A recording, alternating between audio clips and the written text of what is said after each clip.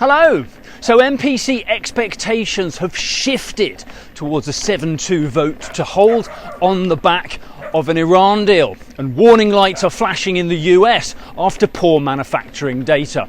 It's Tuesday the 17th, I'm FxPlew and this is the market brief. So the prospects of a peace deal are changing MPC calculations and considerations almost in real time. Before the deal, a June hike was being discussed as the first of 3 hikes this year. Now, markets are pricing in a hold this week, a 25% chance of a July rate hike and only 1 rate hike this year. Apparently, a key line in the sand is 4% inflation, and if the Iran deal holds and the Strait of Hormuz reopens for oil again, the Bank of England may not need to act, especially where there's quantitative tightening going on in the background. This is where the Bank of England has decided to sell gilts rather than hold them to maturity. And despite critics, including Farage, who argue that this locks in losses, it does reduce money supply and push up yields, which tightens conditions without monetary policy needing a rate hike.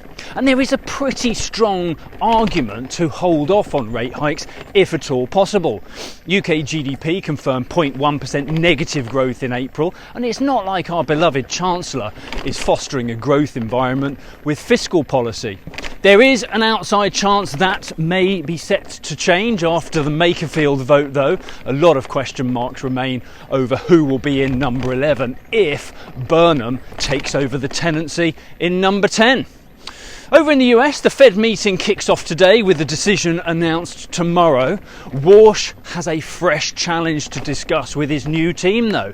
The Empire State Manufacturing Survey collapsed from 19.6 in May to 5.7 in June, and that was against a forecasted increase to 30.1.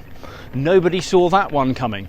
The only positive to take here is that the index remains in positive territory, but the speed of that drop is certainly a concern. Early warning signs often come from the manufacturing sector. Meanwhile, in the market, the dollar index closed around 99.30. Cable is lower as sterling slipped below 134 against the dollar. We're fairly flat against the euro, around 115.65, and dollar strength has pushed euro dollar down to around 115.75 on the open. That's it from me. Have a great day. If you do not have a clue, then just tweet through and ask FxPlew.